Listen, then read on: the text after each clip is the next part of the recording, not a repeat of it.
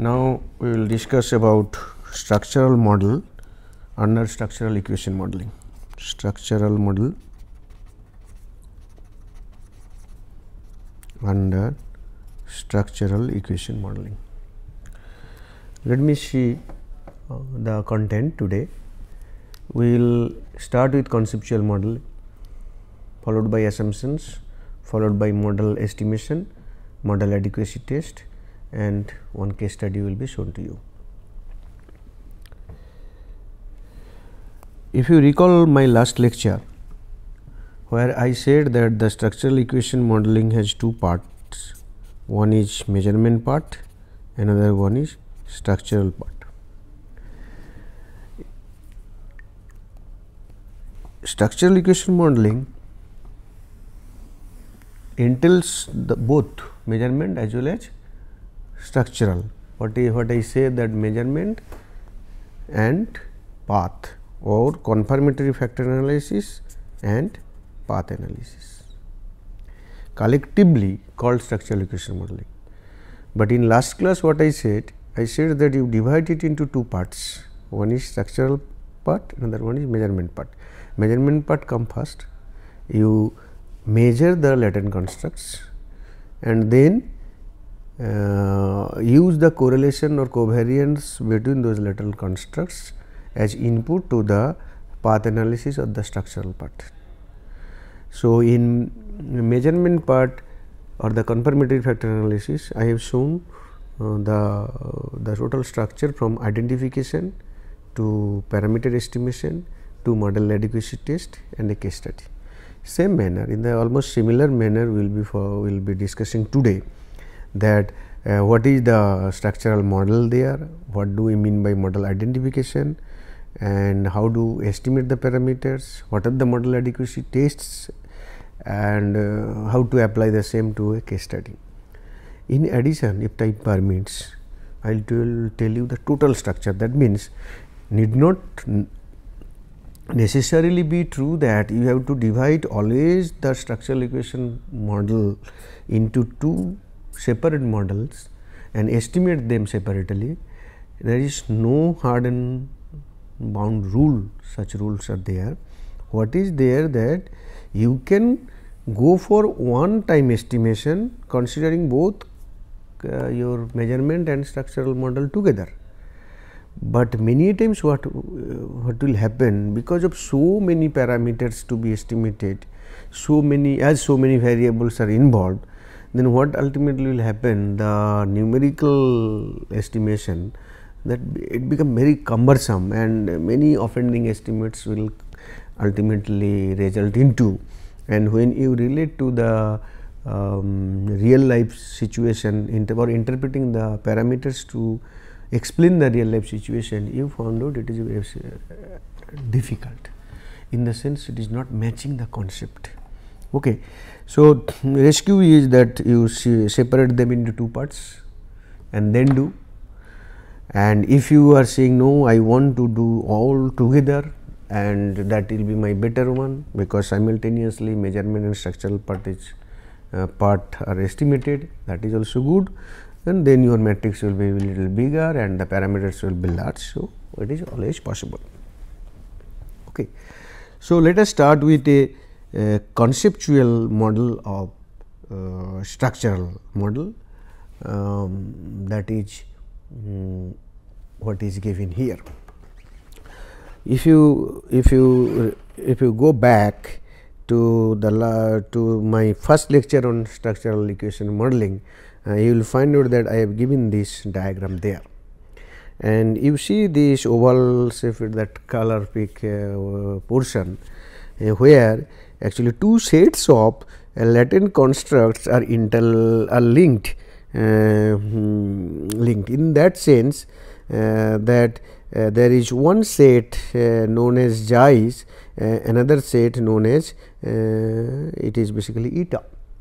So, Xi 1, Xi 2 and Xi 3 and eta 1 and eta 2, there are two sets of latent constructs. Okay.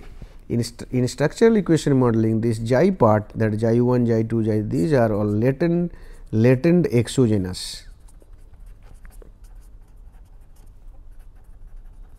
variables, and eta is termed as latent endogenous variable.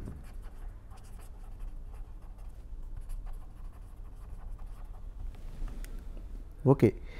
So, we will be now describing in this manner that there are m latent exogenous variables and n latent endogenous variables. So, if I go back to this slide, that there are 2 endogenous latent variable and 3 exogenous latent variable. So, that means n equal to 2 and m equal to 3. Okay. Now, see the structure again, that these 3 latent exogenous variables, they are affecting 2 latent endogenous variables, and their relationships, it is obviously this is hypothesis relationship, and this relationship you have found through literature review or your own experience. What we are saying, that xi 1 is a variable which is affecting eta 1, not eta 2. Xi 2 is another very exogenous latent variable which is affecting both eta 1 and eta 2, and xi 3 is another latent exogenous variable which is affecting eta 2 only. Now, if we consider from eta 1 point of view, eta 1 is affected by xi 1 and xi 2, and eta 2 is affected by xi 2, xi 3 as well as eta 1. Okay. And their linear relationships are depicted by gamma. So, any relationship between eta and xi is depicted by gamma. So, gamma 1 1, gamma 1 2, gamma 2 3. So, like this, gamma 1 1 means that eta 1 is affected by xi 1, that is why gamma 1 1, 1 is affected by xi 2, that is 1 2. Similarly, it is eta 2 2 2 2 2 and 2 3, that sensitivity. In addition, the relationship between, or the I can say the regression estimate between eta 2 on eta 1, or other way around, basically the effect of eta 1 on eta 2 is beta 2 1. So, if I consider the relationship here, then we can write like this, that gamma is something which denote the relationship like this, that xi is affecting eta through gamma. Okay. Now, if and beta is something where some eta is affecting another eta, that is beta. Okay. So, 2 sets of linear relationship here, gamma which basically exogenous latent variables affect on endogenous latent variable, and beta that one of the endogenous or some endogenous latent variables also affecting endogenous latent variable again, that is your beta. Okay. Now, in addition, if you see the totality of this particular picture, here I think you will find out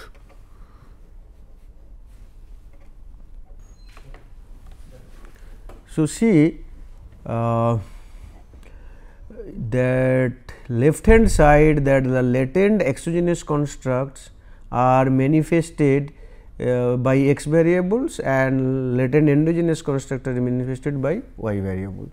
So, in last class you have seen the factor analysis part. There what we have done, we have taken all these xi's and etas as they are the factors, confirmatory factors, and all that x as and y's we have taken as x variables, and we have done a confirmatory factor analysis considering all those latent variables irrespective of whether they are exogenous or endogenous latent variables. We have taken them simultaneously, that they are latent variables without designating So, which are endogenous and which are exogenous, and then using confirmatory factor analysis, what you have found out? You have found out the correlation matrix for those latent constructs or latent factors or latent variables. Okay.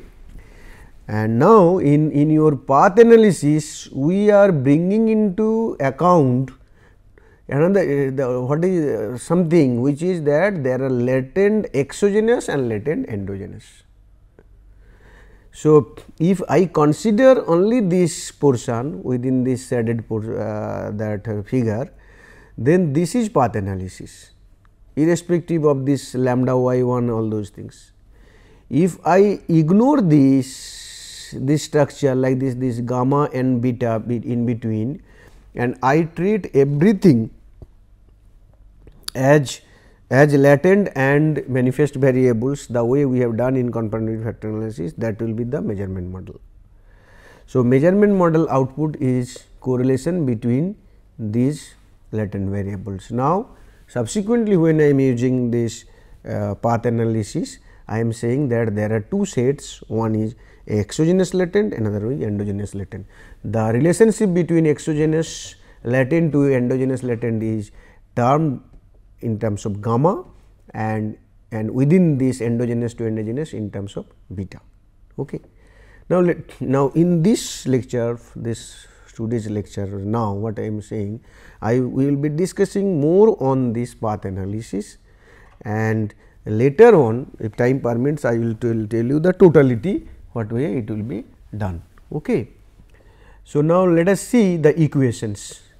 When you write the path equations, you please keep in mind that your structure of writing equation will be like this. It will help you to come to the matrix form, and then it will be easier for you also to understand how many parameters related to beta, how many parameters related to gamma, how many covariance parameters also you have to estimate it. You see, eta 1 is not affected by any other endogenous latent construct, they are affected by only exogenous latent construct xi 1 and xi 2, and this is the equation. Similarly, for eta 2 this is the equation, and if you write down this in matrix form, you are getting this equation. So, now this is an example. Now, general equation will be like this.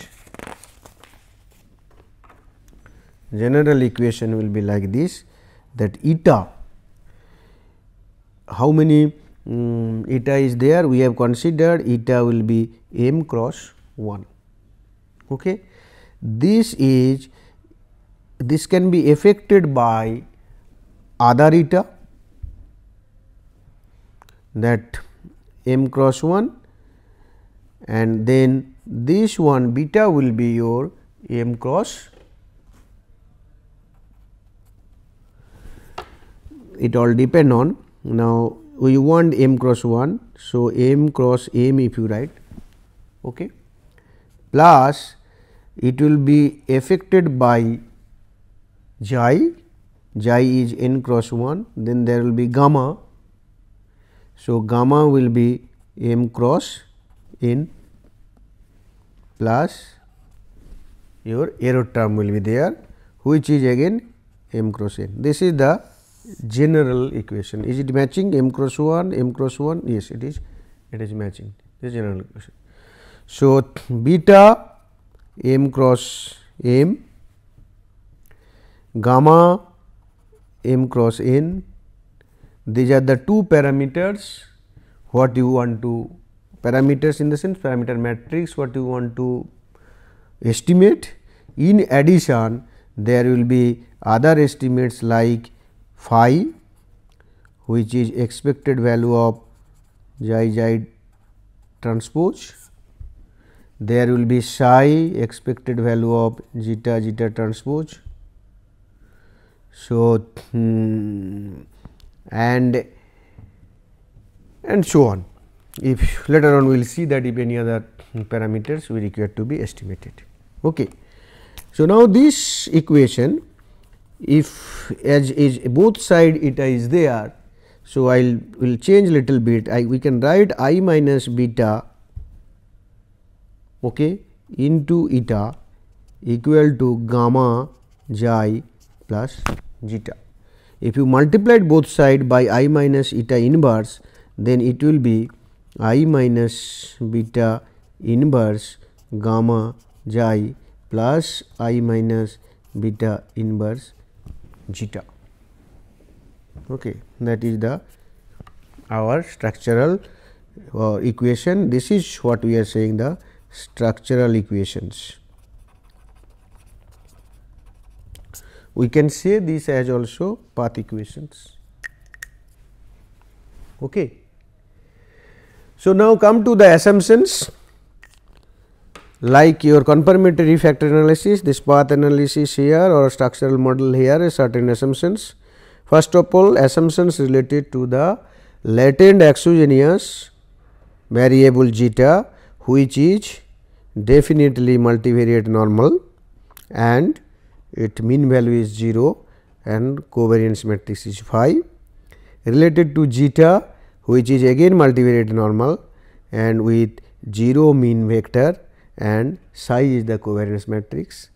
And what we are saying that the latent exogenous variables are uncorrelated with the error terms related to your eta, and as well as that is, this is the same thing that we are writing that this is 0.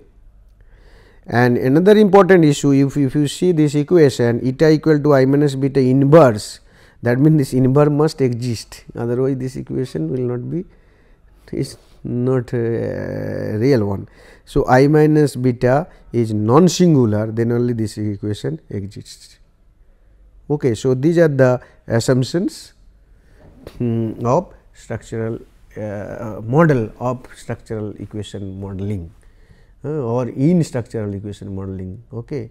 So, that means you just see what we have done, then basically we said that these are the zeta and they are the xi, they are uncorrelated. We cannot make correlation between this. Okay. This is a mean subtracted observation in the sense their mean value is 0. And how many xi is there, zeta is there, this zeta we have considered that zeta will be m, zeta we have considered zeta n zeta. So, that is n n. So, I think if we write like this, the zeta is multivariate normal like this 0 and 5. Similarly, eta is multivariate normal, how many eta is there, that is m 0 psi. This is basically related to number of xi, this is number of eta. Okay. So, now let us see what is the covariance structure for this problem. If you see ultimately the covariance structure is like this eta xi, and this side also you write eta and xi. How many eta? Eta variable are m, these variables xi variable are n. So, the total is m plus n here. So, here also m, then m plus n. Okay. Now, this is in total we are talking about the matrix sigma, which is m plus n cross m plus n. This matrix we are partitioning this matrix into two parts, 4 parts. One is this, which is related to eta only, we are saying eta transpose. This one eta xi transpose, this is another matrix.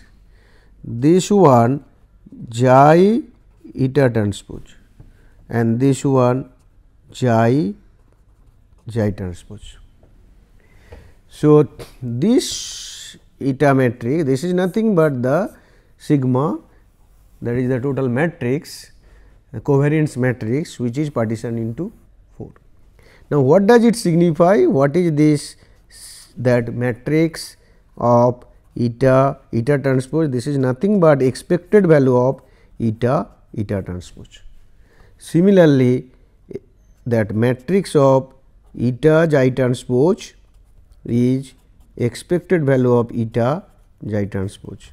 Similarly, xi eta transpose, it is expected value of xi eta transpose, and last one xi transpose, expected value of xi and xi transpose. Okay, the covariant structure then, essentially the covariant structure will be like this that we have eta equal to I minus beta inverse gamma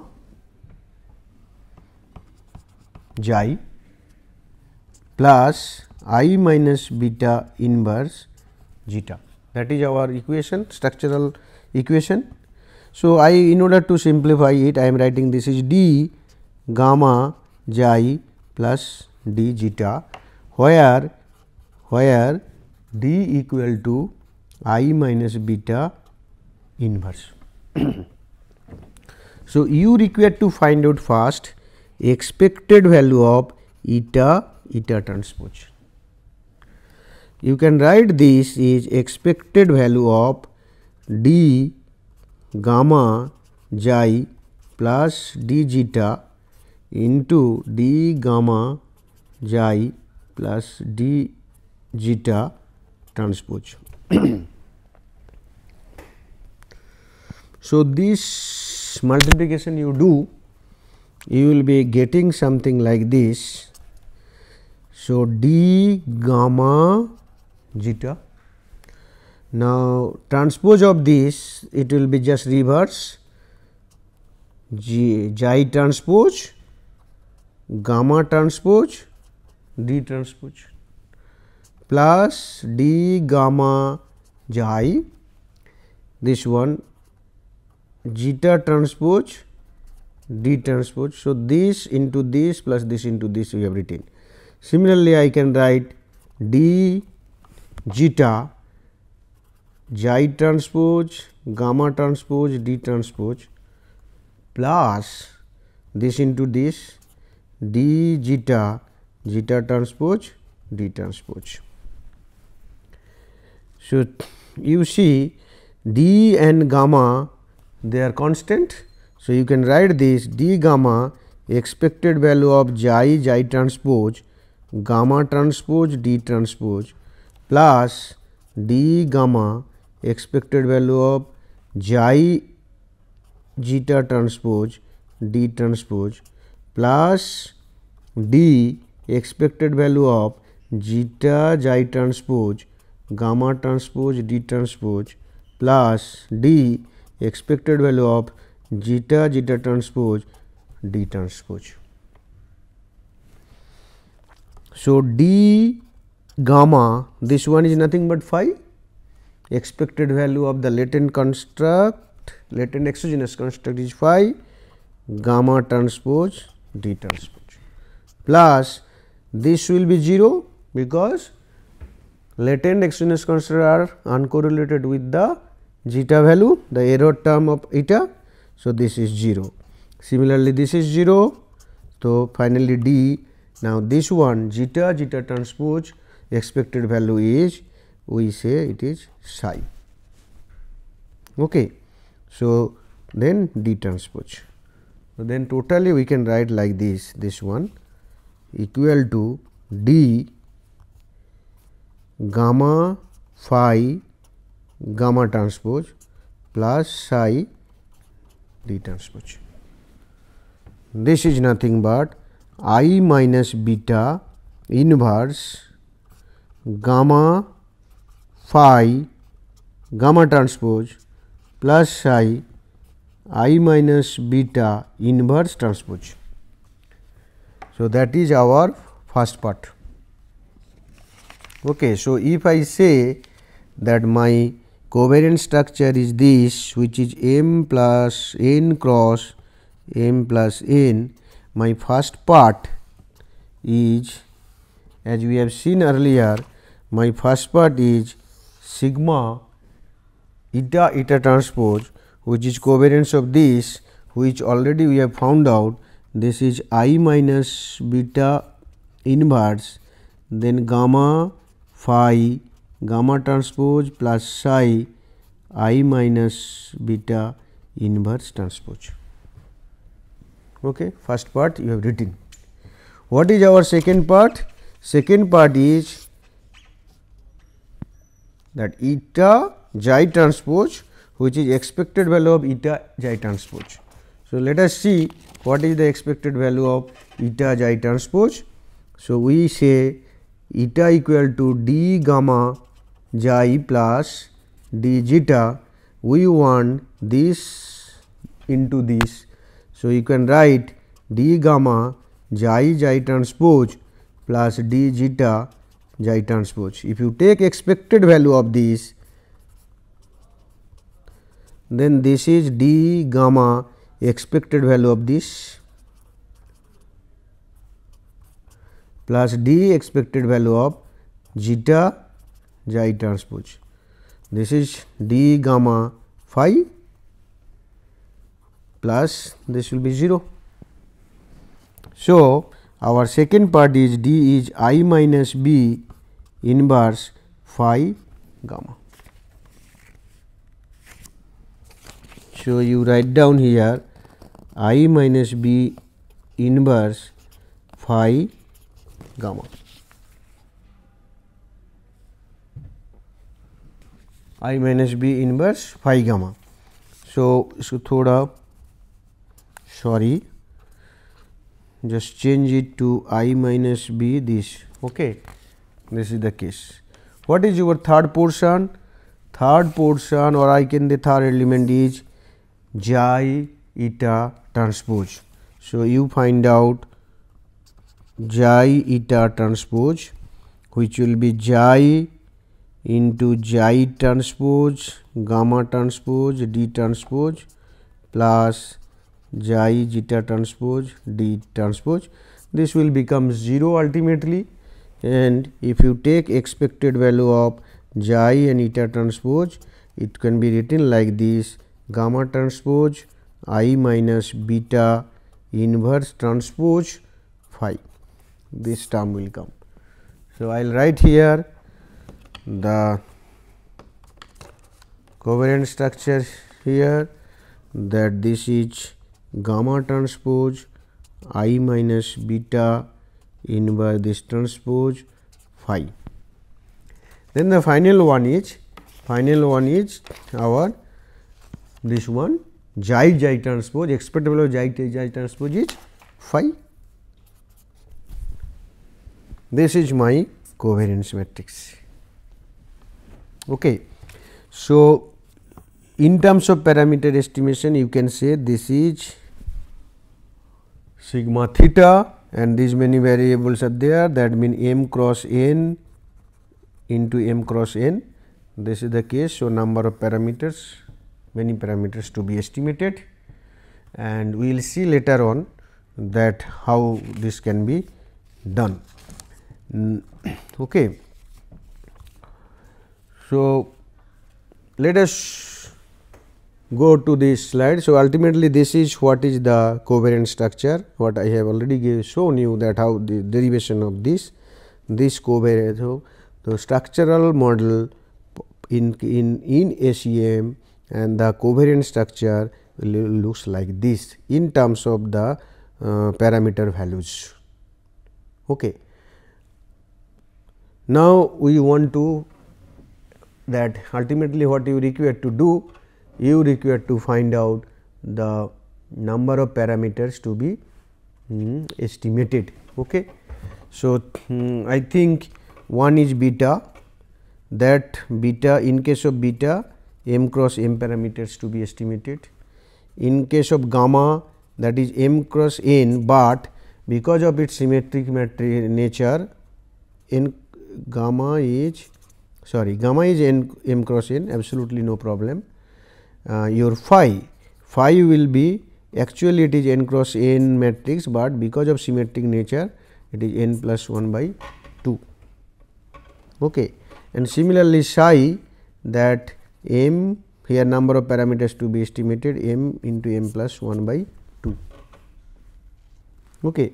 So, then total number of parameters to be estimated m into m plus m into n plus m into m plus 1 by 2 plus n into n plus 1 by 2.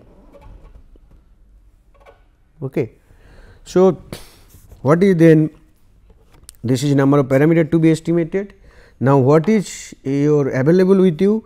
Available with you is this sigma m plus 1 m plus 1.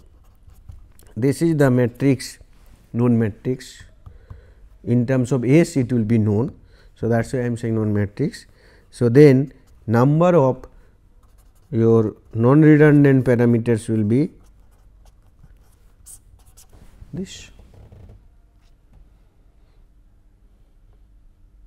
That means because of symmetric matrix.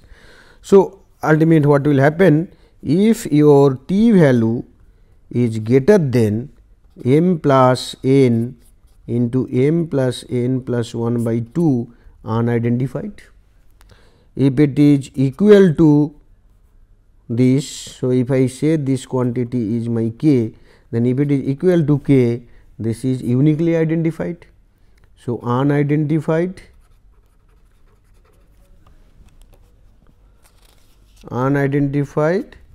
uniquely identified, and if it is greater than k, that is over identified. And we want either of the two, the last one is desirable and more preferable, this is the preferable one. Okay. Now, if this condition satisfied, this is model necessary condition is satisfied, which is known as order condition is satisfied, and similarly you have to satisfy the rank condition. Okay. Now, let us see here, there are two types of model in path analysis. One is recursive path model, another one is non-recursive path model. Now, see this figure. In this figure, you see that the direction of arrowhead is going in one direction, basically j 1 to this to this, there is no bidirectional arrows. So, that means eta 1, eta 2 is not affecting eta 1, similar type of. So, when you find out that you start with and you will not come back to that particular point, if you just follow like this, there is no loop is forming basically. So, ultimately this type of model is known as, suppose if I am able to go from here to here, here to here, again here to here, then it is by that means bidirectional or some loop will be formed, that is not. So, in recursive model this will be the structure. I think for recursive model the properties, all those things you can go through path analysis in detail. Now, in recursive model the sufficient condition, necessary condition what I have described here, the number of parameter to be estimated must be less than the number of non-redundant element in the covariance matrix, and the sufficient condition for recursive model beta must be lower triangular. Actually, when you talk about beta matrix m cross m, what we are meant to say, it will be lower triangular, this side will be all will be 0. Okay. And there you have seen one other matrix which is psi matrix. This is nothing but the relation, the covariance between these zeta values, they must be diagonal. Okay. So, we are saying only these values will be there of, and this both side that 0 values will be there. If these two conditions satisfied, then sufficient condition is satisfied, or other way I can say rank condition is satisfied, and this model is estimable.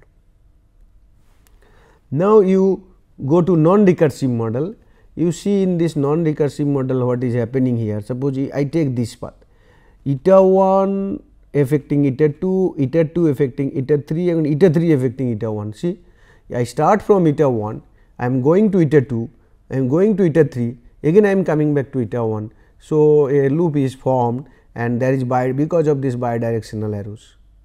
But it is not possible in recursive path model. In non-recursive path model, in this type of path model, this type of beta must be triangular or phi must be diagonal, this will not be sufficient condition. The sufficient conditions you have to test through rank condition of the partitioning matrix. I think you have seen the partitioning of a matrix what I mentioned, that I minus beta minus gamma, this partitioning matrix, this partition is employed. So, rank condition of this partition matrix is employed. Now, as I told you in earlier class, this measurement model, for rank condition you can follow Wiley in 1973.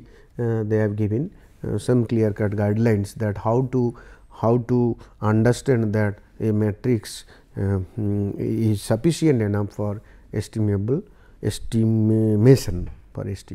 Okay. I hope you are getting. Actually, we started with the general structural equation model, then I showed you the path model inside, then what are the that assumptions and covariance structure how to be computed, and finally, what now I have discussed, that very important one in path analysis. There are two types of path analysis. One is your recursive and another one is non-recursive. Okay. So, your sufficient condition will be different for recursive and non-recursive, please keep in mind. Okay. So, once your model is estimable, identified, it is either uniquely or over identified, preferable is it should be over identified. Once this is done, then you are ready for estimation and you have to estimate. Now, what method you will adopt?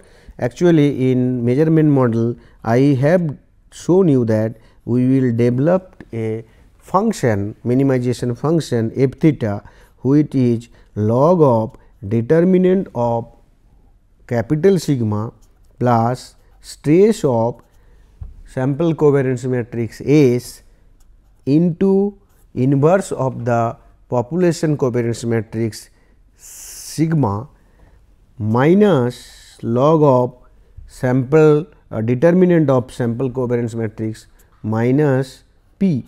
That was the minimization function we have used. And how this p comes into consideration? Actually, this p comes from stress of S inverse. The second part we found out, when we say that there is a perfect match, then this will be the situation. So, S inverse is nothing but stress of I, as in case of measurement model we have p manifest variable. So, we have I p cross p identity matrix, which all diagonal elements are 1, off diagonals are 0, and then the stress of the sum of the diagonal, that is p. And we adopted the procedure that x is multivariate normal with p 0 and sigma, and the same procedure can be adopted here. You are getting me? Same procedure you can adopt here. Here what will happen ultimately, in my measurement part we have taken sigma equal to p cross p, but here our sigma is m plus 1 cross m plus 1. So, that means in the same manner if you proceed, you will be getting for structural model, you will be getting a fit function which is known as f theta, which can be written like this, where again I am writing this, that the order of this matrix is m cross n into m cross n plus stress of S sigma inverse, again the order of S will be m cross n into m cross n, minus the same thing will come, that is minus what will happen, stress of S inverse. Now, here S is m plus 1 cross m plus n. So, that will be I again. So, I can write, if I write this one as stress of I, then I is a matrix something like this, of diagonal elements are 1, of diagonal 0, which is m cross 1, m plus n cross m plus n. So, stress of this is m plus n. So, again if you write like this, this will be m plus n. So, your resultant fit function becomes f theta equal to log of sigma plus stress of S sigma inverse minus log of that determinant of S minus m plus n. Okay. Now, now see ideal case, what will happen? In ideal case, when S equal to sigma, what will happen to f theta? You see f theta will be log of determinant of this. So, I can write this is nothing but S, because S equal to sigma, plus trace of S inverse minus log of determinant of S minus m plus n. So, this is log of determinant of S plus this is trace of I, which is nothing but m plus n minus log of determinant of S minus m plus n, this equal to 0. So, when S is perfectly matching with this, then my fit value is, the function becomes 0. The same principle we have adopted in earlier case also. Okay, you see log of this plus this plus this. So, this is my fit function. So, for estimation you will use this minimize f theta with this one. And please remember, ultimately there are many methods of estimation like weighted least square, unweighted least square, two stage least square, maximum likelihood method, all those things, but it is recommended by many people that go for maximum likelihood estimation. And what is maximum likelihood estimation, that I told you long back. I think in the estimation, when I discussed about estimation in statistics, basic statistics as well as multivariate statistics. Okay. So, essentially that means the identification and estimation related to structural model is known to you now, and it is in a mathematical manner we have described basically, but these mathematics are nothing but then the manipulation of matrix algebra. It seems to be big, but it is not that complex. From just understanding point of view, I am not talking from optimization point of view, that f theta you are optimizing, that will definitely you have to go for numerical methods. Okay. Now, whatever we have discussed so far in relations to structural model, let us see with a case study. We will proceed with the same case study, and the source is also given here, and I have in last class I told you, if you are interested, please go through this case and see that how it is useful.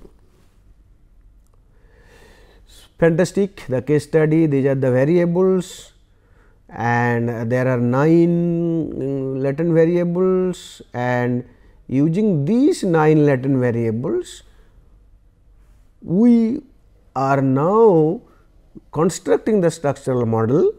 And here what we are saying, that there are 2 types of latent constructs or latent factors, one is exogenous, another one is endogenous.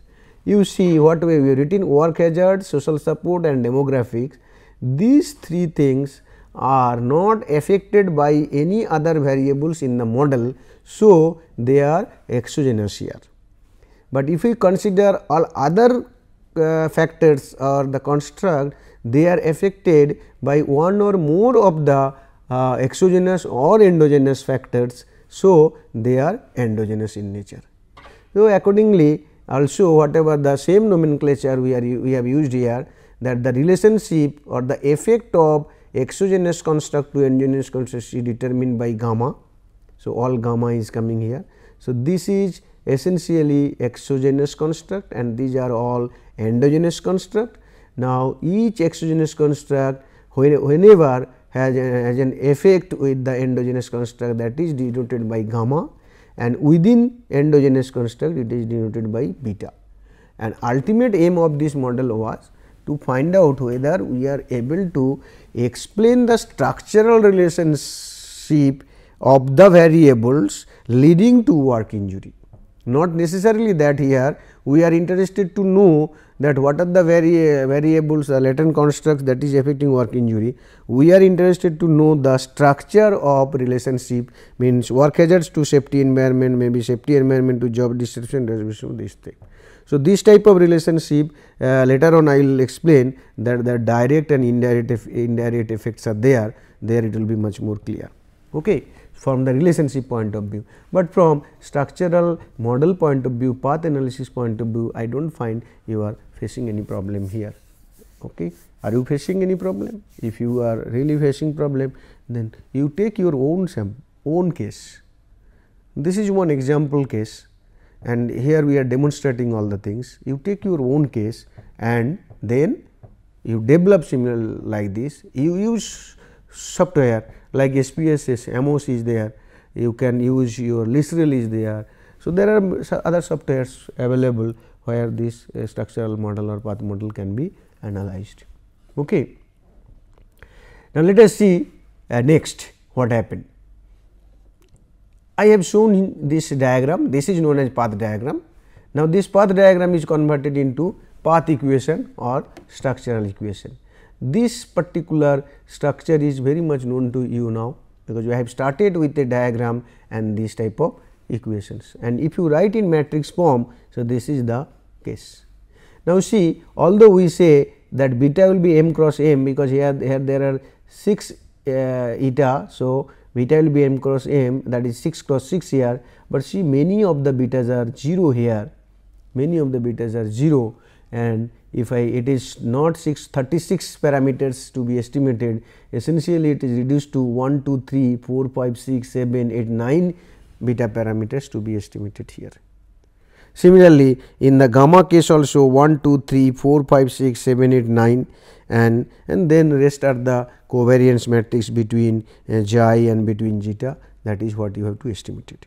So, if I see in terms of model estimation, you see what is happening, we are basically we require to estimate 6 beta parameters, 9 gamma parameters, and 6 this parameter. Is it 6, 1, 2, 3, 4, 5, 6, no, it is basically 9.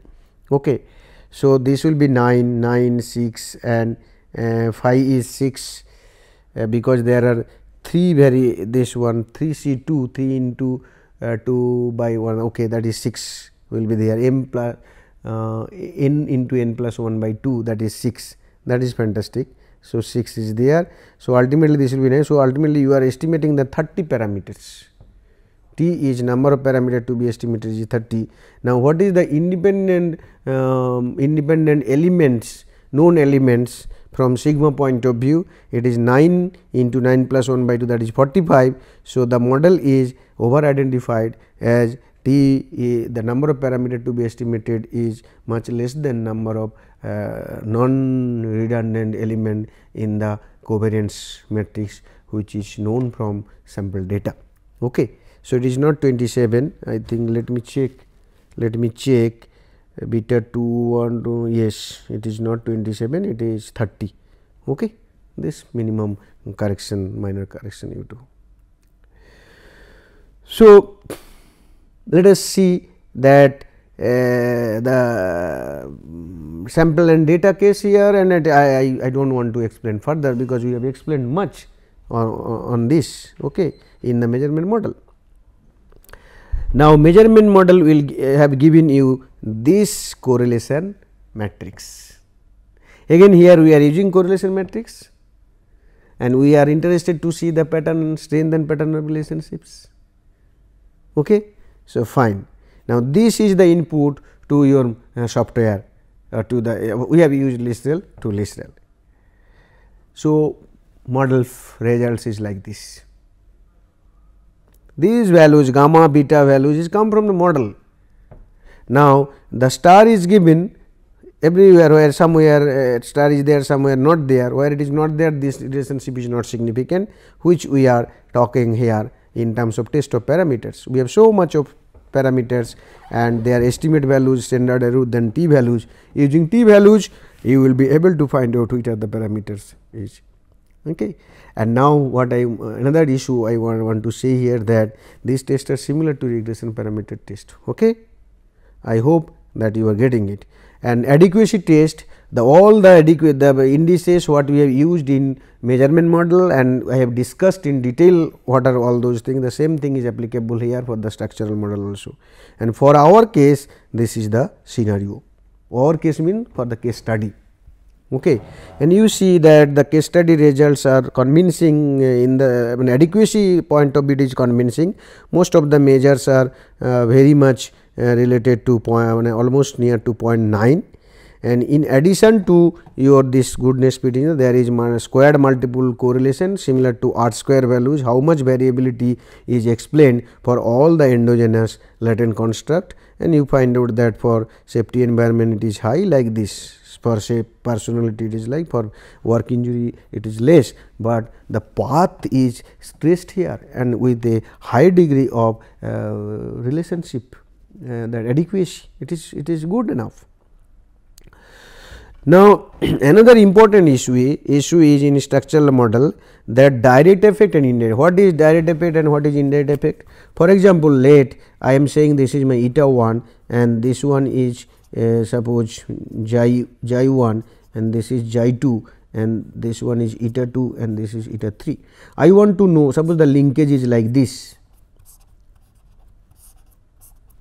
I want to know what is the effect of xi 1 on eta 1, then this effect is directly I want to, this is the direct effect.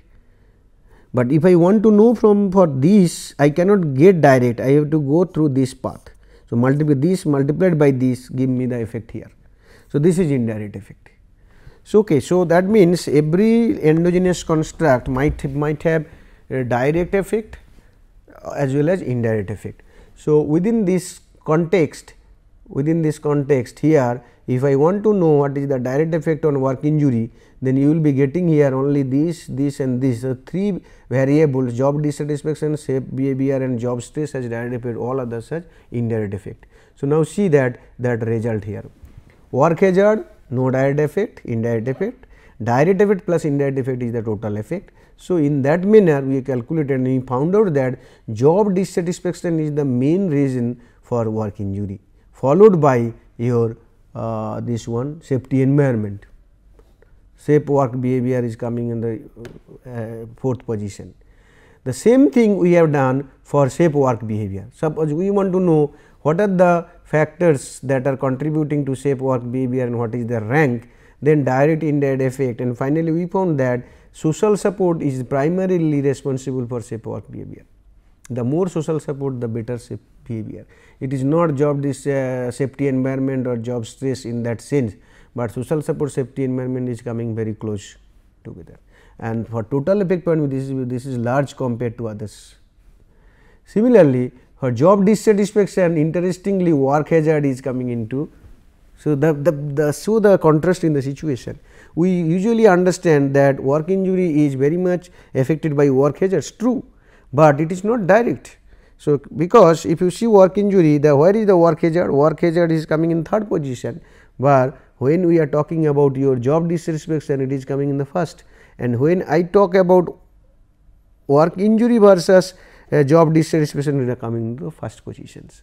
So, this structural relation is very important for taking decisions, and because these organizational issues are very important, not necessarily the technical issues or engineering issues will always contribute, particularly in a complex situation of work injury.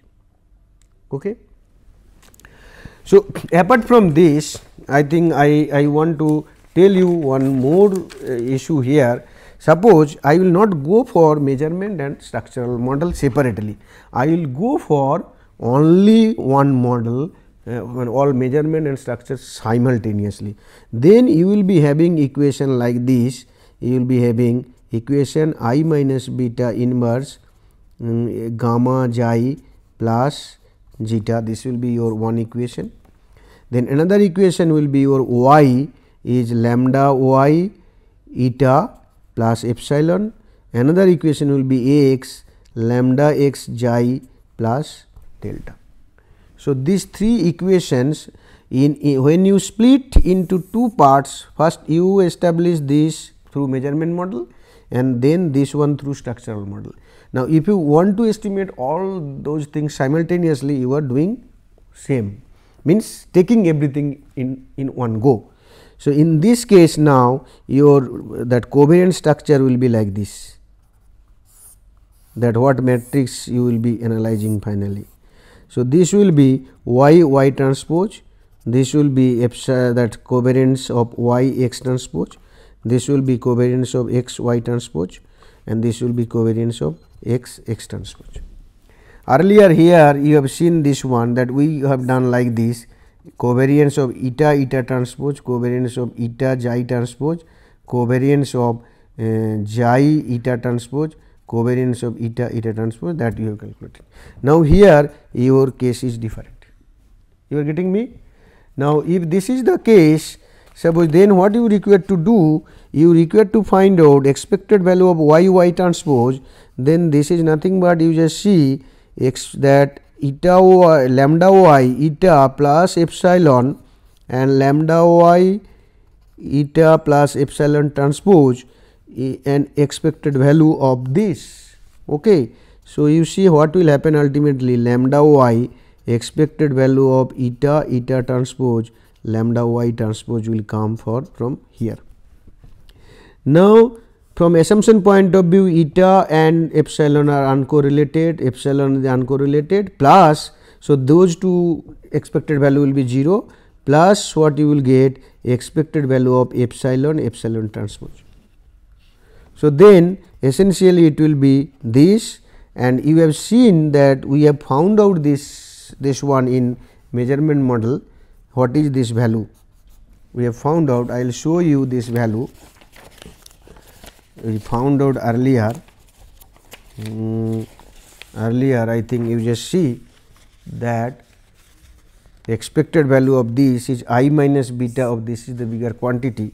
So, if I write here, then this part will become like this, I minus beta inverse, then gamma phi gamma transpose plus psi I minus beta inverse transpose this into y transpose, plus what will happen, this epsilon epsilon transpose. You will see that we are talking about this equation, this is the arrow term which we can write delta epsilon. This is the covariance between epsilon epsilon. So, essentially your, that means this one, the matrix become not m cross, here it is m plus n cross m plus n, here it is, suppose we have p y variables and q, or p x variable and q y variable, then total variable is p plus q. So, our matrix is p plus q into p plus q, and this one is partitioned into, first one is sigma y transpose, that is p cross p, then this one is sigma y x transpose, this is p into q. So, like this sigma x y transpose, that is p, this is q cross q, this is q cross p, and this one is p cross q, like this. This is x transpose p cross p. Okay. So, that means what you can do, you have to find out this matrix for everyone like this. Okay. So, your big matrix will be there. Now, your then f theta will become again the same manner, log of this plus trace of s epsilon inverse minus log of s minus now p plus q. This is the function you are going to minimize. So, okay, you have one hand s, another hand sigma theta. Now, minimizing this function, finding out this value, and then your number of parameters to be estimated is definitely much more, because the measurement model parameter and structural model parameter all are coming into consideration, all will be taken into consideration here. Model identification point of view, it will be difficult because then so many parameters are involved. Anyhow, this is also possible, and many a times we do this, The advantage of doing this in one go, that means the interaction between everything, every variables and that interaction start, that is controlled. Every parameter estimate is controlled by the effect of the other parameters in a logical manner, and this is not in nutshell what is in true sense. This is the last one, when you combine everything together, estimate everything at a go, and then that is the complete structural equation modeling. Okay. So, structural equation modeling is a big issue, it is not that simple altogether, and again I must show my that gratitude and respect to the persons who have developed these useful things, and for all of you, you have to practice it. You use the software, you find out case where you have expertise, not that arbitrarily hypothetical case will give you any insight. There are many nitty-gritty, and now that structural equation in total what I have described, this is the linear scale, it has non-linear also. So, it lot of advancement had taken place over the years. Okay. And some advanced structural equation modeling, if you find out, please go through. Wonderful. Thank you very much.